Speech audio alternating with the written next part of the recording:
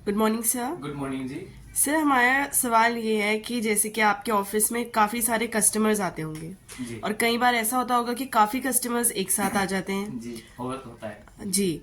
तो उस टाइम पे जब आप कस्टमर अटेंड करते हैं तो क्या एक प्रॉपर लाइनिंग होती है या उनको प्लॉट विजिट कराने, तो किस ऑर्डर में आप ये चीज़ फॉलो करते हैं? ओके। इसमें ऐसा होता है, जैसे कई बार हमारी जो टीम है वो काफी अच्छे से काम करती है, तो बहुत सारे लोग आ जाते हैं, जैसे कॉलिंग, बहुत ज्यादा कॉलिंग क्वांटिटी में कॉलिंग करते हैं, और जैसे ऑफर वगैरह होते हैं वो बताने होते हैं, या बहुत सारी चीजें होती हैं, तो क्लाइंट आ जाते हैं, बहुत क्लाइंट आते हैं। इसका मैं ये कहूंगा, तरीका जो है इसमें ऐसा होगा कि हमें मैनेज करने आना चाहिए।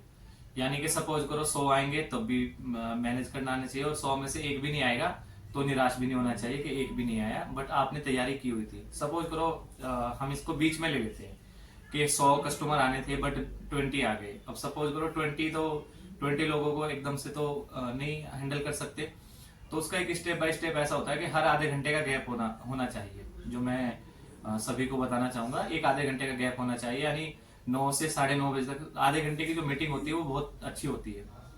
और इस तरीके से होता है कि कॉलिंग वाला बंदा कॉलिंग कर रहा है और विजिट वाला बंदा विजिट करा रहा है, ठीक है। फिर उनको हैंडल भी करना होता है, तो सारी चीजें, किसी का टाइम भी खराब ना हो। सपोज करो कोई लाइन लग रखी है, वेटिंग में चल रहा है, लोग वेट कर रहे हैं, तो अच्छा नहीं लगता।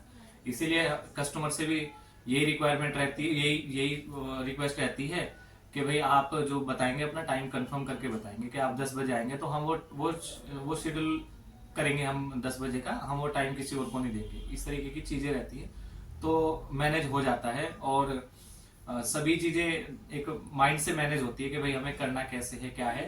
बाकी बताने में तो कुछ लोग फॉलो करते हैं, कुछ लोग नहीं करते हैं, लेकिन ऐसा होता है कि हर आधे घंटे का 1 घंटे का गैप होना चाहिए, प्लस हर कस्टमर को सीरियसली लेना चाहिए, प्लस कस्टमर भी सीरियसली ले कि जो विजिट करा रहा है बंदा और जो आपका देख रहे हैं वो हमारी विजिट वगैरह वो सब प्रॉपर चल रही है। फिर बाद में फॉलोअप भी होता है, तो जी। कस्टमर को कॉल जाती है बाद में, फिर जो जिन्होंने उनको बुलाया था विजिट के लिए, फिर विजिट करके चले गए, तो बाद में एक फॉलोअप भी होता है। तो इस तरीके से सभी चीजें मैनेज हो जाती है और डील कन्वर्ट हो जाती है। जी।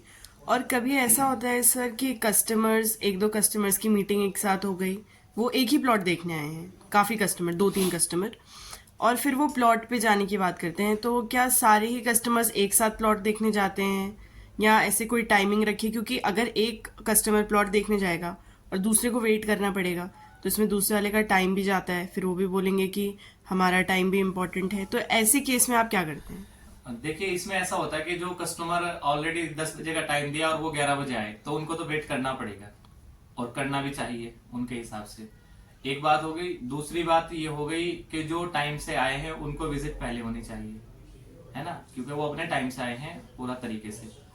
दो बात हो गई। तीसरी बात ये होनी चाहिए, तीसरी बात के जैसे कि एक साथ नहीं ले जा सकते विजिट पे। कई बार जैसे मैंने काफी सारी चीजें देखी हैं अपने एक्सपीरियंस में, तो मैंने देखा है कि हम 2 कस्टमर को इसलिए ले गए तो उनमें आसानी हो जाएगी। तो क्या होता है कि एक का कस्टमर का बजट था 35 लाख, एक का बजट था 85 लाख। 85 लाख का जिसका बजट था, वो उसको विला पसंद आ गया था। 85 लाख वाले को विला पसंद आ गया, पूरी फैमिली के साथ रखा था, 2 बच्चे थे, वाइफ थी, पेरेंट्स थे, और मेरी टीम मेंबर के मेरी 2 टीम मेंबर थी, मतलब हम लोग 8-10 लोग थे विजिट पे। तो सब चीजें बढ़िया थी जैसे, और 85 लाख वाले विला पसंद आ गया कस्टमर को। लेकिन जो 35 वाला था, बजट वाला, उसको खाली प्लॉट देखना था। तो उसने सिर्फ एक बात बोली कस्टमर को बिना वजह में कि नहीं सर, मेरे को तो पसंद नहीं आया ये। मतलब ऐसे कस्टमर ने पूछा कि भैया ये ठीक है, मतलब इतना बोल रहे हैं और इतना ये सब चीजें। वो हमारा रेडी टू मूव विला था और फुल्ली फर्निश था वो सब कुछ, उसमें हमने पूरा दिया हुआ था सब चीजें करके, उसमें एसेसरीज वगैरह भी थी, उसमें फुल्ली फर्निश था वो सब चीजें। तो वो कस्टमर को पसंद आ रहा था। लेकिन जो कम बजट वाले और कम बजट वाले क्लाइंट को उससे कोई लेना देना नहीं था। लेकिन कम बजट वाले क्लाइंट ने वहां पे कमेंट कर दिया ऐसे ही नॉर्मली कि अगर मैं आपकी जगह होता तो मैं तो ना लेता। तो हमारी डील पूरी की पूरी खराब हो गई। 35 वाले को पूछा भाई आपने ऐसे क्यों बोला, बाद में पूछा कि आपने ऐसे क्यों बोला, कि उसका ऐसा किचन था, उसमें किचन में माइका अच्छी नहीं थी, ये था वो था, वॉशरूम में देखा, वॉशरूम में टाइल्स उसकी मेरे को तो पसंद नहीं है। लेकिन उसको हमने उसको बोला भाई आपको थोड़ी लेना था, वो तो उनको पसंद था, आप सब कलर एक जैसे थोड़ी होते हैं, आपको ग्रीन पसंद है तो उसको ब्लू पसंद है। तो आपने अपनी वहां पे क्यों, या तो फिर आपका 85 लाख बजट होता और आप सेम प्रॉपर्टी दिखाने ले जाते, तो तब तो प्रॉब्लम होती कि भाई आपने बोल दिया कि मेरे को तो पसंद नहीं है, तो तब भी हम मान लेते। तो वहां से हमने कस्टमर को कुछ नहीं बोला, लेकिन हमने ये सीख ली कि दो कस्टमर को एक साथ विजिट नहीं करानी चाहिए, क्योंकि कस्टमर आपस में बात करते हैं और कस्टमर एक को पसंद आता है, दूसरा उसको खराब कर देता है। तो हम सोचेंगे कि हमारी एक गाड़ी में 3 कस्टमर जाएं, 3 अलग अलग क्लाइंट जाएं और तीनों पे अलग अलग वो हो। हर चीज देखो, हर चीज की एक प्राइवेसी होती है, हर चीज का एक सिस्टम होता है, यानी कि एक कस्टमर क्या बात कर रहा है आप दूसरे, इसीलिए ऑफिस अलग बनाए जाते हैं, इसीलिए हर चीज का आप देखोगे कहीं भी जाओगे, मैनेजर का केबिन अलग होगा, ओनर का केबिन अलग होगा, नीचे दूसरे जो और टीम होगी उनका केबिन अलग होगा। इसीलिए वो सब चीजें, इसीलिए कस्टमर की भी प्राइवेसी होती है कि आप क्या बात कर रहे हो उस कस्टमर से, क्या डील हो सकता है आपको उसको ऑफर देना पड़े।